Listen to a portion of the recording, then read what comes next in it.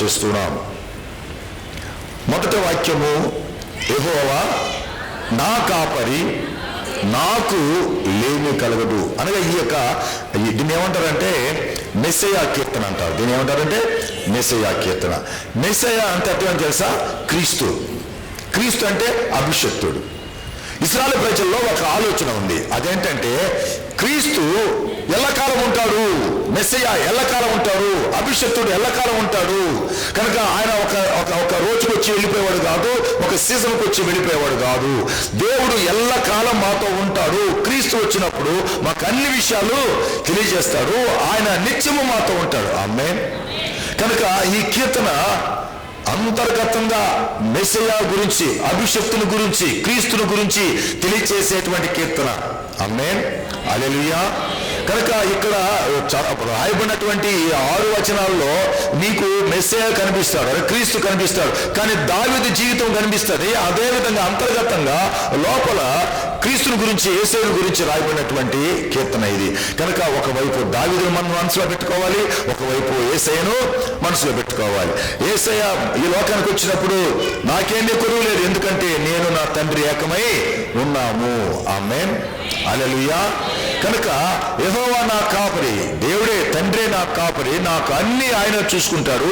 ఆయన నాకు ఏమి లోటు అంటూ ఏమీ లేదు. నేను ఈ లోకానికి రాకముందు ఆయనే, ఈ లోకంలో ఉన్నప్పుడు ఆయనే, ఈ లోకాన్ని విడిచిపెట్టినప్పుడు ఆయనే, ఆయన లేకుండా నేను లేను అని అనేక సందర్భాల్లో ప్రభువు చెప్పాడు.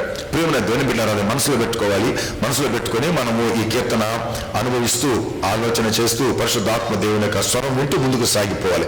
మనం ఎక్కడ వెళ్ళామంటే మరి యోహాను సువార్తలోకి వెళ్ళాం. యోహాను సువార్త మనం వెళ్ళి అక్కడ 10వ అధ్యాయంలో ఉన్నటువంటి యేసయ్య మాటలు, కొన్ని మాటలు మనము జ్ఞాపకం చేసుకున్నాం.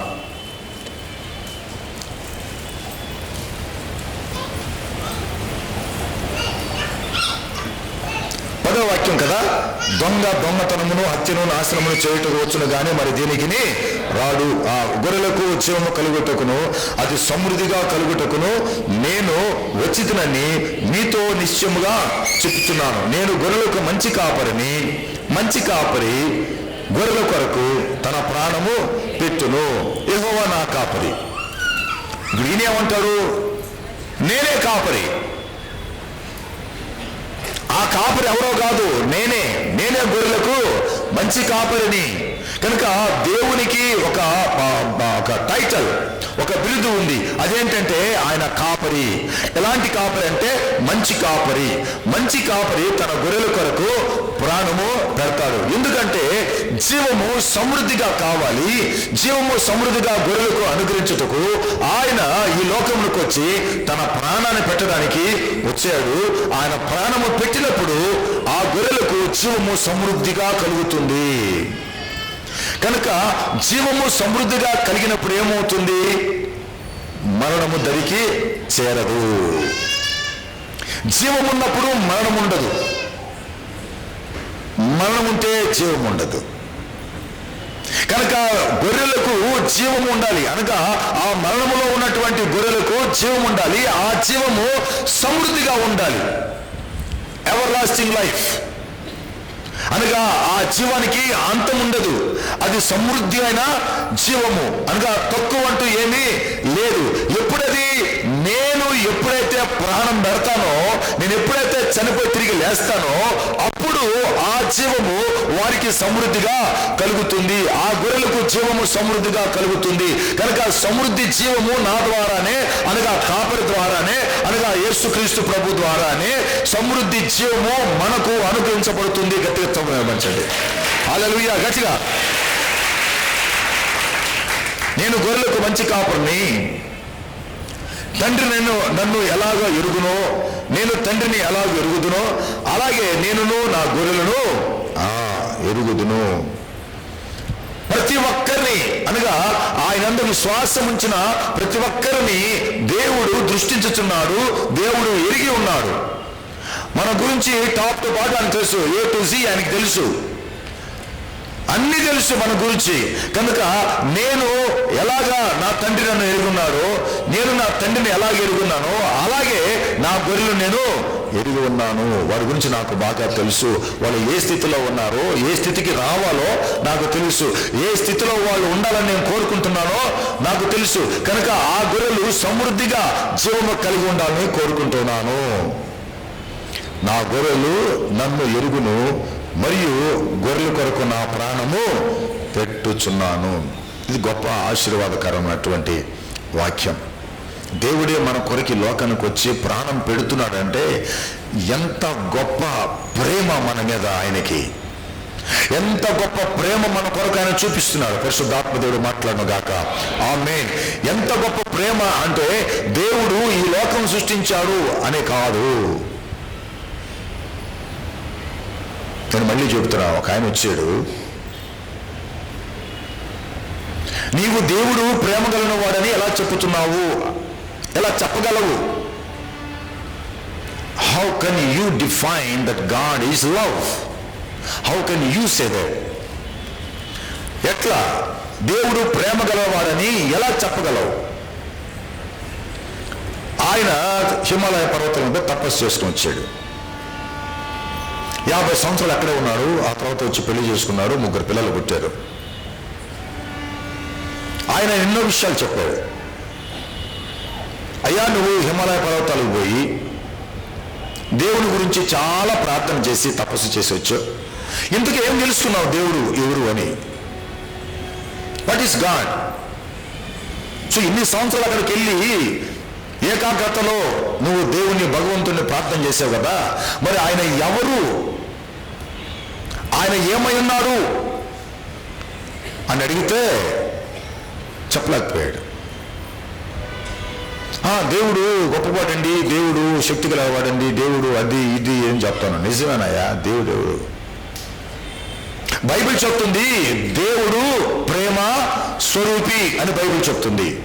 గాడ్ ఈజ్ లవ్ అని చెప్తుంది. ఆయన ప్రేమ ఎలాంటిదో తెలుసా?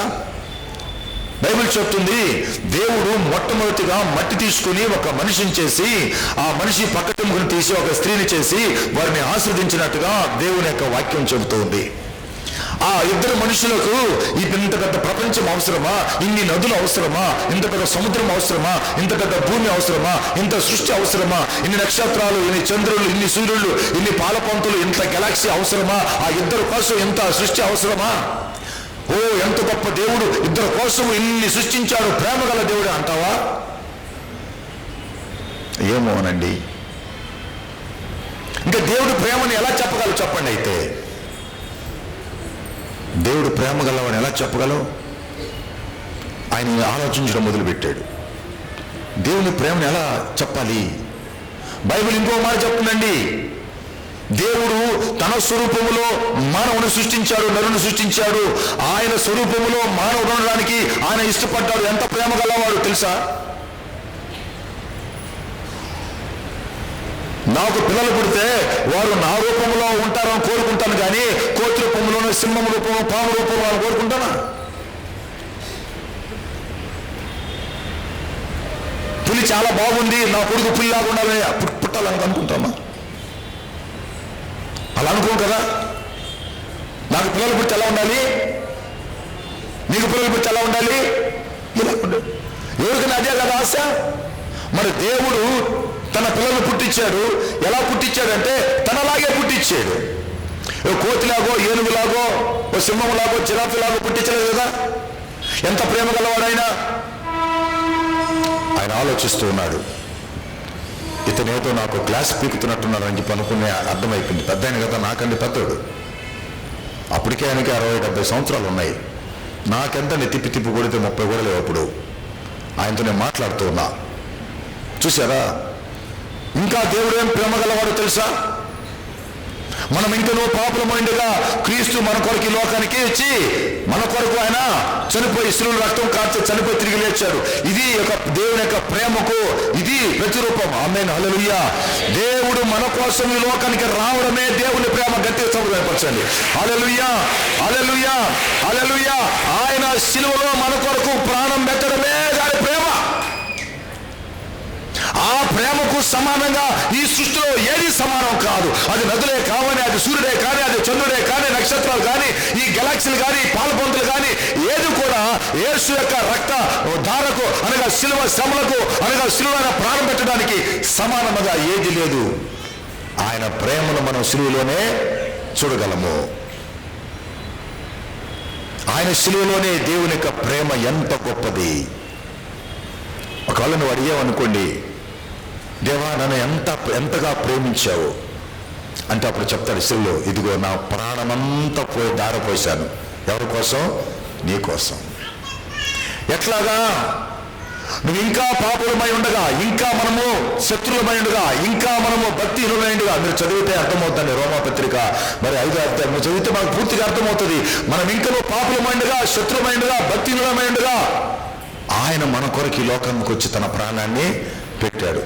ఇంత ప్రేమ ఎక్కడైనా ఎవరైనా చూపించారా? చెప్పండి. శత్రువుల కోసం వచ్చి ప్రాణం పెట్టాడా? భక్తిహీనుల కొరకు వచ్చి ప్రాణం పెట్టాడా? పాపుల కొరకు, జన్మ కర్మ పాపులు చేసే పాపుల కొరకు ఎవరున్నా ప్రాణం పెట్టాడా? యేసు తప్ప ఇంకెవరున్నారు చెప్పండి. అప్పుడు ఆయన చెప్పిన మాట ఏంటంటే, తమ్ముడు వేదాంతం ఎక్కువ మాట్లాడితే పిచ్చి వచ్చేస్తుందయ్యా, నేను పోతాను చెప్పి వెళ్ళిపోయాడు.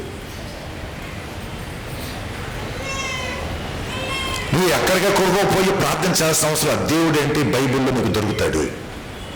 పరిశుద్ధ గ్రంథంలో దేవుడు, పరిశుద్ధమైన దేవుడు నీకు దొరుకుతాడు. ప్రేమించిన దేవుడు దొరుకుతాడు. నీకోసం ప్రాణం పెట్టిన దేవుడు దొరుకుతాడు. నువ్వు ఎలా దేవుని దగ్గరికి వెళ్ళాలో మార్గం నీకు దొరుకుతుంది. నువ్వు పరిశుద్ధ గ్రంథం చదివితే నీకు అర్థమవుతుంది. నేను గొర్రెలకు మంచి కాపరిని, గొర్రెల కొరకు నన్ను ప్రాణం పెట్టడానికి వచ్చే లోకానికి. ప్రియమైన దేవుని బిడ్డారా, హెబ్రీలకు రాసిన పత్రిక 13వ అధ్యాయము, హీబ్రూస్ చాప్టర్ 13 వర్స్ 20, 20వ వాక్యం చదువుతామండి. చదవండి. గొర్రెల గొప్ప కాపరి అయిన యేసు అను. ఎవరు ముందు చదువుతారో వాళ్ళే ముందు చదవాలా, మధ్యలో వాళ్ళు దాన్ని ఇంకా కంటిన్యూ చేయకూడదు. ఎవరు ఫస్ట్ స్టార్ట్ చేసినంటే మిగతా వాళ్ళు సైలెంట్ అయిపోవాలా. మొత్తం చదివితే ఏమర్థం అవుద్ది? ఎవరికి అర్థం కాదు. సో మొదట ఏం చదివారు వాళ్ళే చదవండి. గొర్రెల గొప్ప కాపరి అయిన యేసు అను మన ప్రభువును నిత్యమైన నిబంధన సంబంధమగు రక్తమును బట్టి. అక్కడ ఆపుతామండి. మన గొర్రెల కాపరి, మన కాపరి యేసుక్రీస్తు ప్రభువు ఎలాంటి వాడు ఇక్కడ చెప్తున్నాడు చూడండి. గొర్రెల గొప్ప కాపరి అయిన యేసు. ఆమేన్, హల్లెలూయా. ఎందుకు గొప్ప కాపరి అయ్యాడంటే డబ్బును బట్టి కాదు. ఆయనకి చాలా డబ్బు ఉందండి, గొప్ప రాజయ్య. అప్పుడప్పుడు మనము ఈ ఐగుప్తు దేశంలో ఉన్నటువంటి పిరమిడ్స్ చరిత్ర చదువుతుంటే, టూటన్ఖామెన్ అనేటువంటి ఒక రాజు చనిపోతే అతనికి ఆస్తి అంతా, ఆ గోల్డ్ అంతా, అక్కడున్నటువంటి వాటన్నిటి కూడా సమాధిలో పెట్టారంట. పెద్ద గొప్ప రాజు అంట. ఆయనకేముందంట? బంగారు, మొత్తం బంగారే. ఆయన సింహాసనం బంగారే, ఆయన రథాలు బంగారే, ఆయన పక్కనటువంటి అన్ని బంగారు వస్తువులే, మొత్తం బంగారు వస్తువులే. ఆయన గొప్ప రాజు. దేని బట్టి గొప్ప రాజు అని చెప్పావు?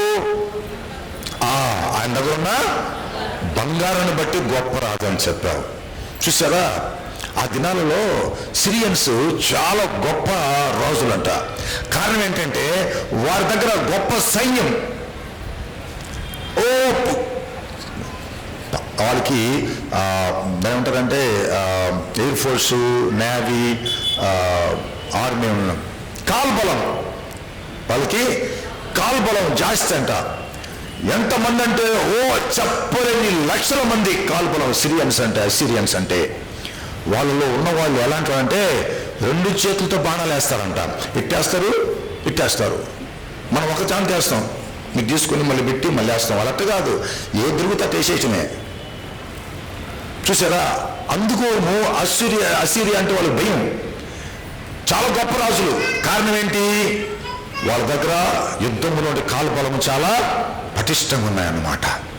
చూసారా, అమెరికా గొప్ప రాజ్యం. దేనికి? వాళ్ళ దగ్గరున్నటువంటి యుద్ధాయుధాలు చాలా గొప్పవి, అందుకని అగ్రరాజ్యము. రష్యా అగ్రరాజ్యము, ఈ మధ్యలో చైనా అగ్రరాజ్యము, ఆ తర్వాత నార్త్ కొరియా అగ్రరాజ్యము. అగ్రరాజ్యంగా ఎదగాల్సి వచ్చింది భారతదేశము, ఇండియా. దేని బట్టి? మన దగ్గర ఉన్నటువంటి ఆయుధాలను బట్టి. న్యూక్లియర్ బాంబు కూడా మన దగ్గర ఉంది. మన దగ్గర కూడా ఉంది కాబట్టి జనాలు జోడుచుకుంటున్నారు, భయపడుతున్నారు భారతదేశం జోలికి వెళ్ళకూడదని. వెళితే వాళ్ళ దగ్గర కూడా న్యూక్లియర్ బాంబు ఉంది, వేసేస్తారని భయం. కనుక చైనా వాళ్ళు వేయచ్చు, అమెరికా వాళ్ళు వేయచ్చు, నార్త్ కొరియా వాళ్ళు వేయచ్చు, సౌత్ కొరియా వాళ్ళు వేయచ్చు, మనం అందరూ వేయచ్చు. అగ్రరాజ్యం, గొప్ప రాజ్యం. ఇప్పుడు ఇక్కడ గొప్ప కాపరి అని చెప్పాడు. గొప్ప కాపరి అంటే ఎక్కువ గొర్రెలు ఉన్నవాళ్ళు గొప్ప కాపరి అని అనొచ్చా? అనొచ్చు కూడా, ఎందుకంటే చాలా గొర్రెలు ఉన్నాయి కాబట్టి ఆయన గొప్ప కాపరి. గొప్ప కాపరి దాని గురించి కాదు. గొప్ప కాపరి దేని గురించి అంటే ఆయన ప్రాణం పెట్టాడు కాబట్టి గొప్ప కాపరి. గట్టిగా సంతోషపరచండి. హల్లెలూయా, హల్లెలూయా. ఆయన దగ్గర డబ్బు ఉందని కాదు, గోల్డ్ ఉందని కాదు, బంగారు వైద్యరాలు మణులు మాణిక్యాలు కాదు గొప్ప రాజు. ఆయన గొప్ప ప్రేమ గల దేవుడు కనుక, ఆయన గొప్ప రక్తాన్ని కార్చాడు కనుక, ఆయన గొప్ప త్యాగం చేశాడు కనుక ఆయన గొప్ప కాపరి. ఇక ఆయన మించిన వాళ్ళు ఇంకెవరు లేరు. ఆ టైటిల్ ఇంకెవ్వరికి చెందదు. ఊరికి బోర్డు వేసుకోవాల్సిందే. కలెక్టర్ బోర్డు వేసుకున్నారట. ఏంటంటే కలెక్టర్ బోర్డు వేసుకున్నారట. ఇంట్లో కలెక్టర్ ఎప్పుడు అయ్యాడు మనకు తెలియకుండా అని అంటే పోయి అడిగాడంట, అరే నువ్వు కలెక్టర్ను బోర్డు వేసుకున్నావు కదంటే పిచ్చాడు, బిల్లు కలెక్టర్ అని అంట. ఏమన్నాడు? మరి కలెక్టర్ వేసామంటే వేసి ఎందుకు? నేను కూడా కలెక్టరే కానీ బిల్లు కలెక్టర్. కొన్నిసార్లు అలాగా మనల్ని మభ్య పెట్టడానికి ఎన్నో అబద్ధాలు చెబుతూ ఉంటారన్నమాట వీడు పనికిమాలినోడు. అదేం కూడా గొప్పనే, నేను కూడా గొప్ప కాపరి. నువ్వు గొప్ప కాపరి కాలేవురా, ఎప్పటికీ కాలేవు. ఎందుకంటే నీ ప్రాణం మా కోసం నువ్వు పెట్టలేదు, నీ రక్తం మా కోసం కాచలేదు. కారణం ఏంటంటే నువ్వు దేవుడు కాదు కనుక. దేవుడు అంటే మమ్మల్ని సృష్టించాడు కాబట్టి, మేము నరకాన్ని పోవడానికి ఇష్టం లేదు కాబట్టి ఆయన లోకానికి దిగి వచ్చి మేము నరక ప్రాప్తిలో కాకుండా ఆయన రక్తం చేత మమ్మల్ని కడిగి పరిశుద్ధపరిచి ఆయన రాజ్యాన్ని తీసుకెళ్ళడానికి ఆయన ప్రాణం పెట్టాడు. అందుకే ఆయన గొప్ప కాపరి.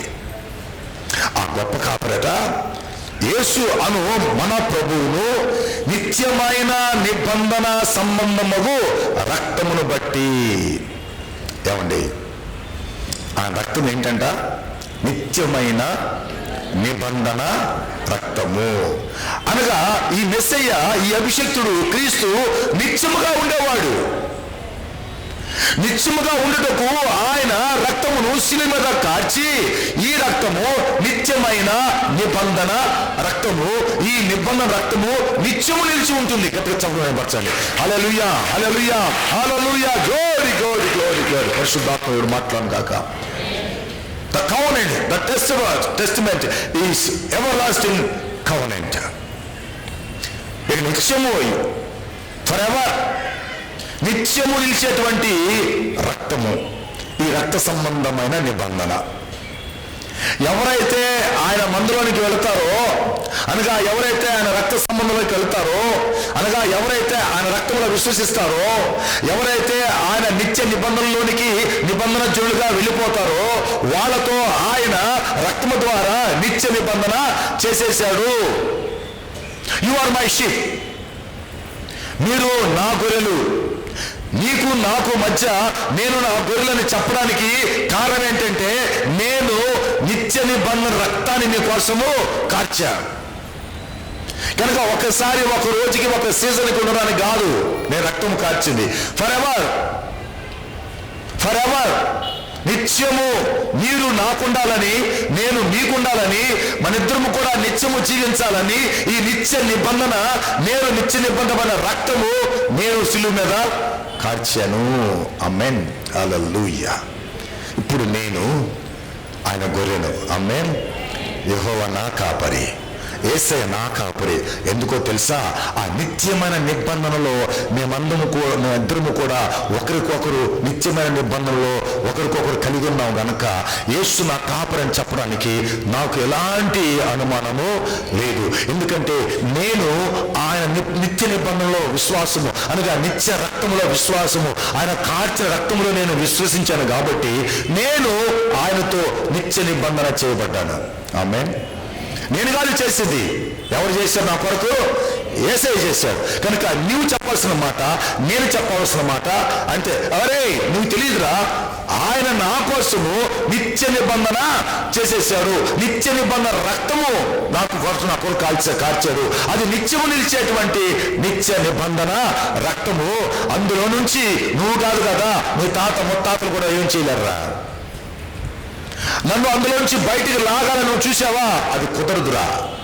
కారణం ఏంటంటే అది నిత్య నిబంధన అని చెప్పి ముద్ర వేసేసాడు ఆయన. ఆమేన్. కాకపోతే ఏంటంటే వాడికి ఏదో ఒక పనికిమాలిన ఆశ అన్నమాట. ఏదో ఒక రకంగా వీళ్ళకి చెడగొట్టాలి, ఏదో ఒక రకంగా నిత్య నిబంధన నుంచి బయటికి లాగాలి, ఏదో పిచ్చి పిచ్చి ఆలోచన చేస్తాడు. అది కుదరదు. అది తెలిసినా కూడా మూర్ఖంగా ప్రవర్తిస్తాడు వాడు. ఎందుకంటే నేను కూడా దేవుడిగా ఉండాలని కోరుకున్నాడు కదా, అందుకోసం వాడు ప్రవర్తిస్తూనే ఉంటాడు. ఒకరోజు వస్తుంది వాడి యొక్క దవడ ఎముక ఇరుగుద్దంటే అది ఖచ్చితంగా జరుగుద్ది, జరిగి తీరుతుంది. కారణం ఏంటంటే ఆయన తన ప్రజల కొరకు, అందరి కొరకు, లోకంలో ఉన్న ప్రజలందరి కొరకు ఆయన నిత్య నిబంధన రక్తాన్ని కార్చినప్పుడు వారందరూ కూడా ఆయన నిత్య నిబంధనలో ఉండాలని కదా ఆయన ఏర్పాటు చేసుకున్నాడు. ఏదో ఒకరి కోసం, ఇద్దరి కోసం, ఒక ముగ్గురు కోసం, ఒక కుటుంబం కోసం, ఒక గోత్రం కోసం, ఒక దేశం కోసం మాత్రం కాదు కదా ఆయన కాల్సింది. అందుకని ముందు చెప్పాడు కదా ఆయన, ఇదిగో నా మంద ఒకటి ఉంది, నా మందకు చేరినటువంటి ఇంకొక గొర్రెల మంద కూడా ఉంది, వాటిని నేను తోలుకొని రావాలి, అప్పుడు మంద ఒకటిగా ఉంటుంది, కాపరి ఒకరిగా ఉంటాడు, ఒక మంద ఒక కాపరి. ఆమేన్. ఎట్లా అవుతుంది? అది నిత్య నిబంధన రక్తము కార్చినప్పుడే అవుతుంది. ముందున్న గొర్రెల మంద ఆయన కాపరత్వంలో ఉండాలి, తర్వాత వెలుపడి ఉన్నటువంటి అన్య గొర్రెలు కూడా ఆయన కాపరత్వం రావాలి. వీరిద్దరు రావాలంటే వీరిద్దరికి సంబంధించిన నిత్య నిబంధన ఒకటి జరగాలి. ఆ నిత్య నిబంధన రక్తంలో ఈ రెండు మందలు ఒకటైపోవాలి. ఆమేన్. హల్లెలూయా. ఈ ప్రవచనము నెరవేర్చబడాలని ప్రభు ముందుగా చెప్తే అపోస్తలుడు పౌలు పరిశుద్ధాత్మ ద్వారా దాన్ని ఇంకొద్దిగా లోతుగా మనకు తెలియచేయటానికి ఆయన గొర్రెల గొప్ప కాపరైన యేసు అను మన ప్రభువును నిత్యమైన నిబంధన సంబంధముగు రక్తమును బట్టి మృతుల నుండి లేపిన సమాధానకర్తయగు దేవుడు యేసు క్రీస్తు ద్వారా తన దృష్టికి అనుకూలమైన దానిని మనలో జరిగించుచు. ఆమేన్. ఆయనకు అనుకూలమైన దానిని మనలో జరిగించుచు పరిశుద్ధాత్మ దేవుడు మాట్లాడుగాక.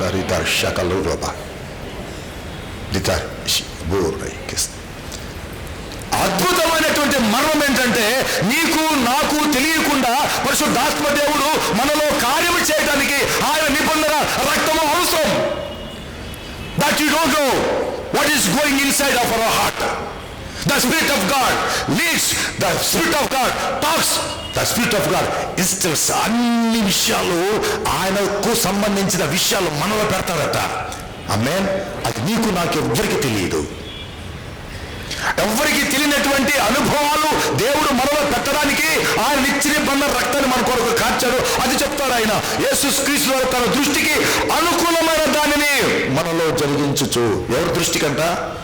ఎవరి దృష్టికి? ఎవరి దృష్టికి? దేవుడి దృష్టికి. ఆమేన్. దేవుడి దృష్టికి అనుకూలమైనవి మనలో జరిగించడానికి మనకు అవసరం లేదు. God does not want your acceptance because of the salvation of God, because of the Spirit of God, because of the blood of Lord Jesus Christ. నీ యాక్సెప్టెన్స్ ఆయనకు అవసరం లేదు. నేను అంగీకరిస్తాను అవసరం. ఎప్పుడైతే నువ్వు ఆయన రక్తం చేత కడగబడ్డావో, ఎప్పుడైతే నువ్వు ఆయన రక్తాన్ని విశ్వసించావో, దట్ ఇస్ ద మూమెంట్. ఆ సమయం నుంచి దేవుడు నీలో ఆయనకు అనుకూలమైన సంగతులు జరిగిస్తూనే ఉంటాడు. ఎందుకంటే నువ్వు ఆయన బిడ్డ అయిపోయావు, ఎందుకంటే ఆయన గొర్రె అయిపోయావు, ఎందుకంటే ఆయన నువ్వు విశ్వసిస్తున్నావు, ఆయన కార్యాలు జరగాలని ఇష్టపడుతున్నావు, ఆయన నువ్వు ఇద్దరు కూడా ఏకమవ్వాలని ఆయన రక్తాన్ని ఆశ్రయించావు కనుక ఆయనకు అనుకూలమైన సంగతులు నీకు ఇష్టమైనా నీకు ఇష్టం కాకపోయినా, నీకు తెలిసినా నీకు తెలియకపోయినా మన జీవితంలో ఆయనకు అనుకూలమైన సంగతులు చేస్తూనే ఉంటాడు. తెలిసినప్పుడు సంతోషపడతావు, తెలియనప్పుడు సైలెంట్గా అంతే. ఇప్పుడు మనం చెప్పవలసిన పరిస్థితి ఏంటంటే, చెప్పవలసిన మాట ఏంటంటే, ప్రభువా ఐఎమ్ రెడీ, నీకు అనుకూలమైనటువంటి కార్యాలు నా జీవితంలో నీవు జరిగించుటకు నేను ఇష్టపడుచున్నాను. అది నాకు తెలిసినా తెలియకపోయినా నా జీవితంలో నీవే నీ కార్యాలు జరిగించు ప్రభువా. ఇవాళ నేను తెలుసుకున్నాను ఈ సత్యం. ఎందుకంటే నేను నీ వాడును, ఎందుకంటే నీ గురువును, ఎందుకంటే నీకు నాకు మధ్య ఒక నిబంధన రక్తము, నిత్య నిబంధన రక్తం ఒకటి ఉంది. ఆ నిత్య నిబంధనలో మమ్మల్ని అందరూ కూడా నువ్వు ఏకము చేసావు కనుక నువ్వు ఎప్పుడైతే నిత్య నిబంధనలకు మమ్మల్ని పిలిచావో మాలో నీ చిత్తాన్ని జరిగించుటకు నువ్వు ఇష్టపడుతున్నావు. ఆమేన్. ఈ మెస్సయ్య ఎలాంటి వాడంటే, ఈ క్రీస్తు ఎలాంటి వాడంటే, ఈ కాపరి ఎలాంటి వాడంటే, తన ఇష్టము జరిగించుటకు మన జీవితంలో ఆయన కార్యాలను జరిగించువాడు. ఆయన చిత్తము జరిగించుటకు నిన్ను ఎట్లా సిద్ధపరుస్తాడో ఆయన ఇష్టం, నన్ను ఎట్లా సిద్ధపరుస్తాడో ఆయన ఇష్టం, నన్ను వాడుకోవడానికి ఆయనకి ఎంత ఇష్టం ఉందో ఆయనకి ఇష్టం. నీ ఇష్టం ఎవరికి కావాలండి? నా ఇష్టం ఎవరికి కావాలి? నీకు నచ్చితే లడ్డు పెడతావు, నీకు నచ్చితే ఇంటికి ఇప్పుడు దోశలు కూడా పెడతావు, నీకు నచ్చని వాళ్ళతో నువ్వు సావాసం చేయవు, నీ నచ్చని వాళ్ళతో నువ్వు మాట్లాడవు, నీకు నచ్చని వాళ్ళకి నువ్వు ఇంటికి పిలవు, నీకు నచ్చని వాళ్ళకి ఏమి ఇవ్వవు. అలాగే దేవుడు కూడా ఉండాలని కోరుకుంటున్నావా? వాళ్ళు నాకు నచ్చలేదు కాబట్టి దేవుడు వాళ్ళని వాడుకోకూడదు అని అంటావా? పిచ్చోడా, వెర్రివాడా, అమాయకుడా అని చెప్పాలి. నీకు నచ్చితే అంత, నీకు నచ్చకపోతే అంత. దేవుడు నచ్చాడు వాడుకుంటున్నాడు. గట్టిగా చెప్పడం వచ్చాను. హల్లెలూయా, హల్లెలూయా, హల్లెలూయా. వాళ్ళు ఎక్కడున్నా ఉండని, ఏ సంఘంలో ఉండని, ఏ శాఖలో ఉండని, దేవుడు నచ్చాడు, దేవుడు వాడుకుంటున్నాడు. సంతోషపడు. ఆ సంఘంలో ఎవరు వాడబడకూడదు, ఆ సంఘంలో ఎవరు రక్షించబడకూడదు, ఆ సంఘంలో ఎవరు స్వస్థపరచబడకూడదు, ఆ సంఘంలో ఏం ఉండకూడదు. నువ్వురా చెప్పడానికి పనికి మగవాడా? నీకేం సంబంధం అసలు? రక్తం నువ్వు గార్చావా? శిలువలు నువ్వు ఎక్కావా? శ్రమలు నువ్వు పడ్డావా? ఏంటి అసలు నేనేంటి? నీ స్వభావం ఏంటి? ఆమేన్. దేవుడు మెచ్చాడు, దేవుడు వాడుకుంటున్నాడు. ఆమేన్.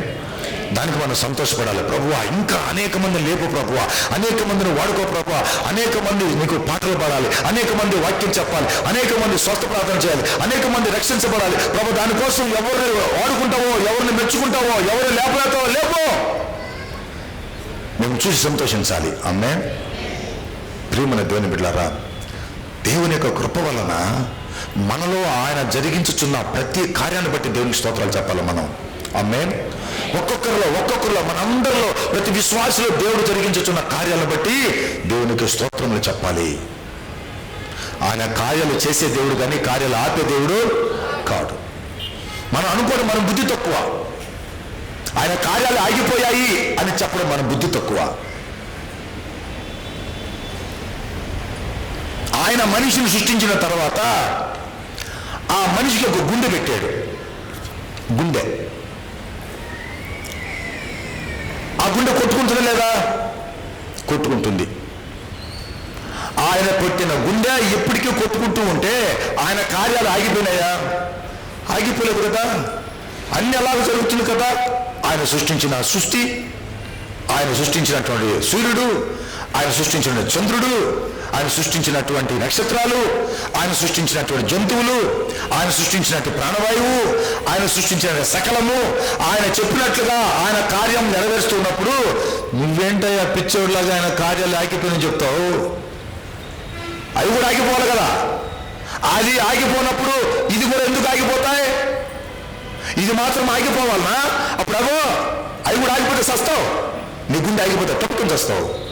అమ్మా, నీ గుండె మాత్రం కొట్టుకోవాలి, ఆగిపోకూడదు. కానీ దేవుడి కార్యాలు మాత్రం ఆగిపోయాయి. ఇది అంత పిచ్చోడువో కదా. ఈ గట్ట ఆగిపోవు, ఆయన కార్యాలు కూడా ఆగిపోవు. ఆమేన్. నువ్వు దాన్ని అర్థం చేసుకుంటే సంతోషపడతావు, ఇంకా కాస్త ఆత్మలో అభివృద్ధి చెందుతావు. ప్రభువా, ఈ లోకంలో ఈ సృష్టిలో ఏది కూడా ఆగిపోకుండా అలాగే జరగడానికి నేను ఎలా నిర్ణయించావో, నా జీవితంలో కూడా నువ్వు చేసిన కార్యాలు అలాగే సరిపోవడానికి కృప చూపించాయ్యా. నీ కార్యాలు నా ద్వారా జరగాలి ప్రభు. గట్టిగా చూడవచ్చు. హల్లెలూయా, హల్లెలూయా. నాలో కూడా జరిగించు ప్రభు, నాలో కూడా జరిగించు ప్రభు. నీ కార్యాలు ఆగిపోకూడదు. మాలో ప్రతి ఒక్కరిలో జరిగించు, ప్రతి సంఘంలో జరిగించు. ఏవి కూడా ఆగిపోకూడదు. నీ కార్యాలు నీకు సాక్ష్యముగా నిలబడాలి ప్రభు. నీకు స్తోత్రాలు. మనలో జరిగించుచు ప్రతి మంచి విషయములోనూ తన చిత్త ప్రకారము చేయుటకు మిమ్మును సిద్ధపరుచును. ఈ కాపరి ఎలాంటి వాడంటే, యెహోవా నా కాపరిని చెప్పావే, నేనే మంచి కాపరిని చెప్పాడు యేసయ్య. ఈ యేసయ్య యెహోవా ఇద్దరు ఒకటే గనుక ఆయన కాపరిగా ఉంటే ఆయన ఏం చేస్తాడంటే, ప్రతి మంచి కార్యాన్ని ప్రతి మంచి విషయములోనూ తన చిత్త ప్రకారము చేయుటకు మిమ్మును సిద్ధపరచును. యెహోవా నా కాపరి, నాకు లేమి కలగదు. కారణం ఏంటంటే తన చిత్త ప్రకారం నా జీవితంలో చేయటానికి ఆయన ఇష్టపడుతున్నాడు. కాబట్టి నాకు లేమంటే ఏమీ కలగదు. దాని అర్థం ఏంటంటే, నేను ఉన్నాను అంటే దాని అర్థం ఏంటంటే ఆయన చిత్తమే. ఈరోజు నేను బ్రతికి ఉన్నానంటే అది ఆయన కృపే. ప్రతి మంచి కార్యము చేయుటకు దేవుడు నన్ను వాడుకోవడానికి నాతో మాట్లాడుతూ ఆయన నిత్య నిబంధన రక్తములో నన్ను పిలిచాడు.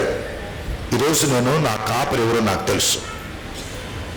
యెహోవా నా కాపరి తెలుసు. ఇప్పుడు నీకు తెలుసా నా కాపరి ఎవరో? నా కాపరి ఎవరో నాకు తెలుసు. నీ కాపరి ఎవరో నీకు తెలుసు. నీ కాపరి నిజంగా నీకు తెలుసు ఉంటే ఆయన చేతుల్లో నువ్వు వాడబడడానికి ఆయన ఇష్టపడి నిన్ను ప్రతి మంచి కార్యం చేయటానికి నిన్ను సిద్ధపరుస్తున్నారు అన్న సంగతి నీకు అర్థమైందా? నాకు ఏమీ లోటు లేదు. ఒక వ్యక్తిగతమైనటువంటి సంబంధం నాకు నా కాపరికి కలిగి ఉన్నాము. నా కాపరికి నాకు కావాలి, నేను నా కాపరికి కావాలి. మేమిద్దరము కలిసి కార్యాలు చేయాలి. ఆయన కార్యాలు ఆగిపోకుండా నేను ముందుకు సాగిపోవాలి. ఆమేన్, హల్లెలూయా. కనుక ప్రియమైన దేవుని బిడ్డలారా, మనం ఏమనుకుంటామంటే దేవుని కార్యాలు ఆగిపోవడం అసలు ఆ మాటలు చెప్పకూడదు. అసలు ఎంత అవమానం ఆయనకి. ప్రతిరోజు పరిశుద్ధాత్మ దేవుడు మాట్లాడును గాక. ప్రతిరోజు ఆయన యొక్క వాత్సల్యము నూతనముగా మన యొక్క జీవితాల్లో జరగడానికి ఆయన ఇష్టపడినప్పుడు, we see every morning a new mercy fills in our hearts.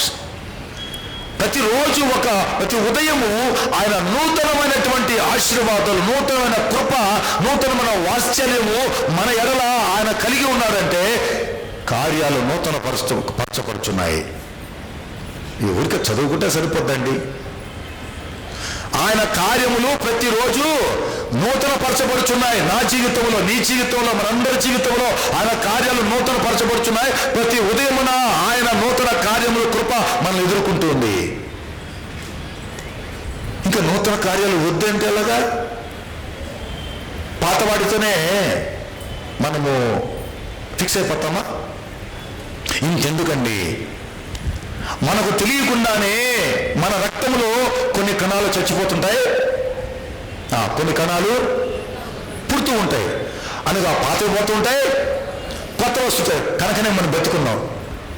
వద్దు ప్రభువా పాత ఇవన్నీ అంటే చచ్చి కూర్చుంటావు, గుటిక్కుని మింగేస్తాం, అంత అయిపోయింది. దేవుడు చెప్పినటువంటి ఆ మాట ప్రకారము అదంతా పాతవి పోతూ ఉంటాయి, కొత్తవి వస్తూ ఉంటాయి. దేవుని కార్యాలు కూడా ప్రతిరోజు మన జీవితంలో నూతనంగా వస్తూ ఉంటాయి. ఆమేన్, హల్లెలూయా. ఆయన కార్యాలు నువ్వు నేను ఆపలేము. ఆపాలనుకున్నా కూడా నువ్వు అలా సాటిస్ఫై అవ్వాల్సిన ఆగిపోయాయి అని నువ్వు తృప్తి పడాల్సిందే. ఆగిపోయావు కావు. స్తోత్రం కలుగుతుంది కాక. నువ్వు వాడు పుస్తకాలు రాసుకోవాలి, ఆగిపోయి పుస్తకాలు రాసుకోవాల్సింది. నువ్వు ఆగిపోయే కాదు అది. ఆయన ఆగిపోయేవాడు కాదు, సాగిపోమని చెప్పేవాడు ఆయన.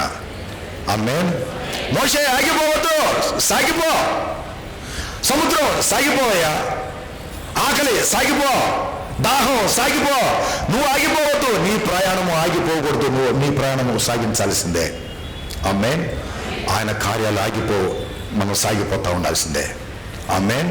ప్రియమైన దేవుని బిడ్డలారా, నువ్వు ఎప్పుడైతే ఆత్మ సంబంధంగా దేవుని యొక్క వాక్యాన్ని అర్థం చేసుకోవడం ప్రారంభిస్తావో అప్పుడు ఆయన కార్యములు నీ పట్ల, నా పట్ల, సంఘం పట్ల నూతనపరచబడుతూ ఉంటాయి. అందుకు మాట చెప్తా చూడండి. తన చిత్తానుసారము చేయుటకు మిమ్మును సిద్ధపరచునుగాక యేసు క్రీస్తు యుగ యుగములకు మహిమ కలుగును గాక. ఆమేన్. అలాగా ప్రతిసారి నూతనమైన కార్యాలు చేస్తూ, నూతన క్రియలు చేస్తూ ఆయన చిత్త ప్రకారము మనలో ప్రతి మంచి కార్యం చేయటానికి, ఆయన చిత్త ప్రకారం మనలో కార్యం చేయడానికి ఆయన నిత్య నిబంధన రక్తాన్ని కాపరి మన కోసం ఆ గొప్ప కాపరి కార్చినప్పుడు దాన్ని ఆపడానికి ఎవరి వల్ల అవుతుందండి? ఎవరి వల్ల కాదు. ఆయన ఇష్టపడితే ఎవరినైనా వాడుకుంటాడు. ఆమేన్. ఆయన మెచ్చితే ఎవరైనా వాడుకుంటాడు. హల్లెలూయా. ఎండిపోయిన కర్రను వాడుకుంటాడు, పారే నదిని వాడుకుంటాడు, పెద్ద బండను వాడుకుంటాడు. ఆయన ఇష్టపడితే దేనైనా వాడుకుంటాడు. హల్లెలూయా. కనుక ప్రియమైన దేవుని బిడ్డలారా, ఆయన చేతిలో వాడబడడానికి ఆయన నిత్య నిబంధన రక్తాన్ని మన కోసం ఖర్చాడు. ఆయన చేతిలో మనము వాడబడడానికి ఆయన నిత్య నిబంధనలోనికి మనల్ందరూ కూడా పిలుచుకున్నాడు. ఆయన ఇష్ట ప్రకారం, ఆయన చిత్త ప్రకారం జరిగించడానికి. ఆమేన్. హల్లెలూయా. అది ఆయన గొప్పతనం. అందుకు ఆయన గొప్ప కాపరి. ఆ గొప్ప కాపరి నా కాపరిగా ఉన్నందుకు నేను ఎంతో సంతోషిస్తున్నా. ఆయన నాలో మెచ్చినది, ఆయనకి ఇష్టం వచ్చింది ఆయన తెలుసు. ఎవరైనానండి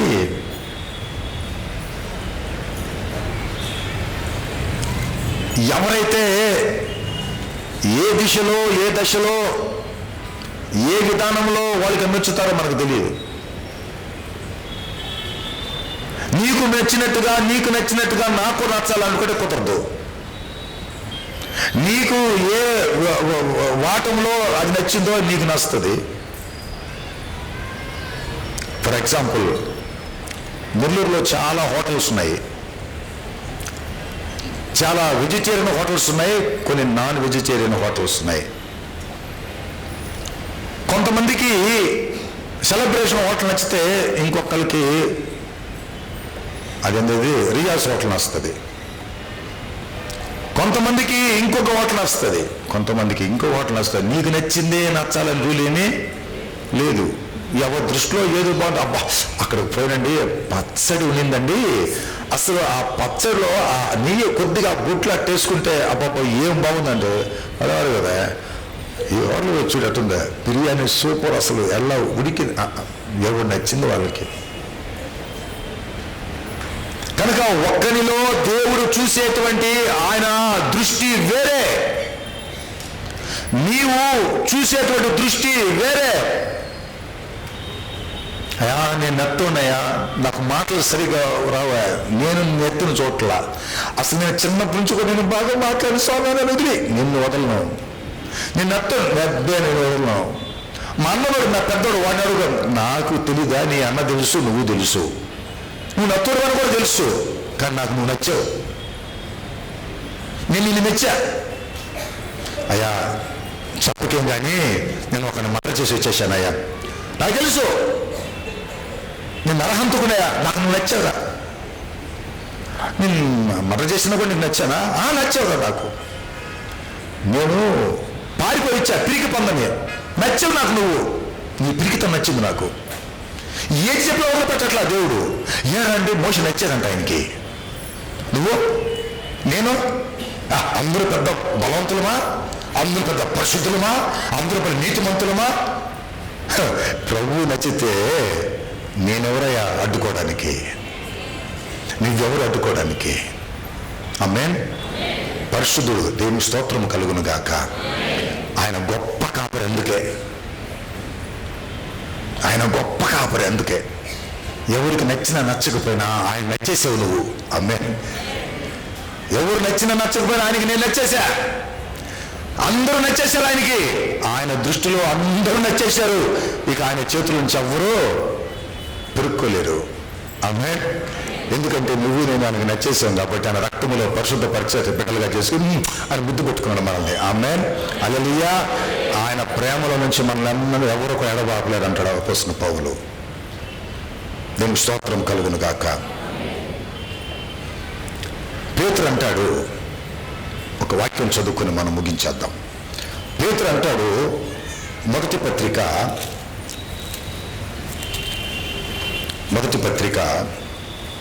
2వ అధ్యాయము 25వ వచనం.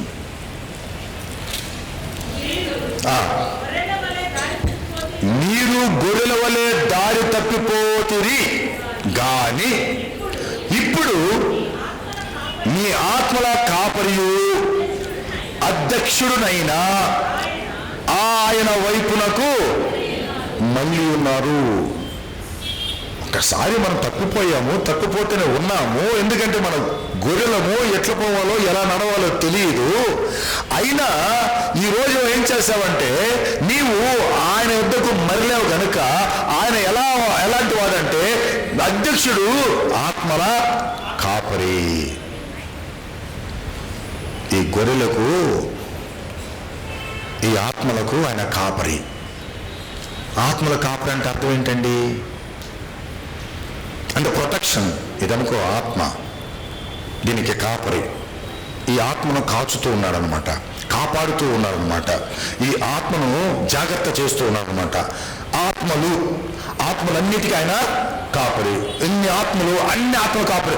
ఇన్ని ఆత్మలు, అన్ని ఆత్మలకు కాపరి. ఈ లోకములో ఉన్న ప్రతి విశ్వాస యొక్క ఆత్మకు ఆయన కాపరి. ఏ దొంగ రాకూడదు అక్కడికి, ఏ దొంగ వచ్చి దొంగిలించడానికి వీల్లేదు. దొంగిలించడానికి వస్తాడు. ఈయనేం చేస్తాడంటే కాపుదల కాస్తాడు. ఆయన ఆత్మల కాపరి. నీ ఆత్మ, నా ఆత్మ నరకంలోకి వెళ్ళకుండా ఆయన కాపుదల కాచే దేవుడు. ఆమేన్. ఆయన సంరక్షణలో మనం ఉన్నప్పుడు, ఆయన నిత్య నిబంధన రక్తంలోనికి మనం వచ్చినప్పుడు, ఆయన మందుగా మనల్ని ఆయన కూర్చున్నప్పుడు, ఆయన చేతిలోంచి ఎవ్వరు మనల్ని తప్పించలేరు, ఎవరు పెరుక్కుని వెళ్ళలేరు, ఎవరు మనల్ని దొంగిలించే ఎంత పెద్ద దొంగైనా కూడా వానికి చేత కాదు. ఆమేన్. హల్లెలూయా. ఈ మధ్యలో ఎలక్ట్రిక్ షాక్ పెట్టారంట. దీనికి తలుపులకి. దొంగ వచ్చి అటుపట్టు అనుకో చచ్చిపోతాడు. అడికి తెలియదు. నా ఇంటిని కాపాడుకోవడానికి నాకు 190 ఆలోచనలు ఉంటాయి. మంచి లాక్ ఒకటి వేస్తా, ఒక కరెంటు పెట్టేస్తా, రకరకాలుగా ప్రయత్నం చేస్తా. దొంగ వచ్చినప్పుడు వాడు దాంట్లో ఇరుక్కోపోవాలి.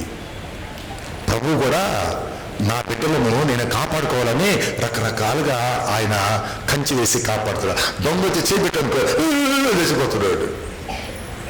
ఆమేన్. ఈ చిన్న మనిషికే ఇంత జ్ఞానం ఉండి నా ఆస్తిని నేను కాపాడుకోవాలని ఆశ ఉంటే, గొప్ప కాపరి, మన కాపరి, ఆత్మల కాపరి ఎవరన్నా దొంగ వచ్చి దొంగిలించుకొని పోతున్నా చూస్తూ ఉంటాడా? ఆమేన్. ఆయన ఎలాంటి వాళ్ళు? నేను రోషము గల దేవుడును. ఏమన్నాడు ఆయన?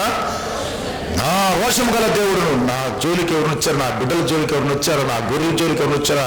నా ఆత్మల జోలికి ఎవరు వచ్చారా? తోలు తీసేస్తాను. నేను రోషం గల దేవుడును. ఒకరోజు వస్తుంది ఆయన రోషం అంటే, ఆ రోజు చూస్తాం మనం. ఆమేన్. ప్రార్థన చేసుకుందాం. ప్రేమ గల తండ్రి, గొప్ప కాపరివి, ఆత్మల కాపరివి, ఒక దొంగ వచ్చి మమ్మల్ని దొంగిలించుకుని వెళ్తా ఉంటే నువ్వు చూస్తూ ఉంటావు నేను చెప్పలేదు ప్రభువా. కాపరివి అని నీ పేరు పెట్టుకున్నావు. కాయపొదల కాచేటుకు ప్రభువా, కాచుటకు వచ్చావు. వచ్చిన తర్వాత ఇదిగో నేను మంచి కాపరిని, నా ప్రాణం పెడుతున్నాను నా గొర్రెల కొరకు. ఆ రక్తము నిబంధన రక్తముగా నేను కారుస్తున్నాను. నా నిబంధన రక్తంలోకి ఎవరైతే వచ్చారో వారి చుట్టూ నేను రక్తపు కంచె వేశాను. నా కార్యము వారిలో జరిగించడానికి, నా ఇష్ట ప్రకారంగా ప్రతి మంచి కార్యం చేయటానికి నేను వారిని సిద్ధపరుస్తున్నానని చెప్పావు. ఇవన్నీ కూడా మేము ఆలోచన చేసుకున్నప్పుడు తండ్రి, మా ఎడల నీకున్న ప్రేమ అపారమైనది. మేము దాన్ని అర్థం చేసుకోలేం. కొద్దిగానే అర్థమైంది ప్రభువా, మా కోసం ప్రాణం పెట్టిన దేవుడు, మా కోసం ఏమైనా చేస్తావని ఒకటి మాత్రం అర్థమైంది. దాన్ని బట్టి నీకు స్తుతులు, స్తోత్రాలు. సంఘం మొత్తం దీవించని ఇంకా వాక్యం ఎదగడానికి ఫలించడానికి సాయం చేయమని యేసయ్య నామములో అడుగుచున్నాము తండ్రి. ఆమేన్.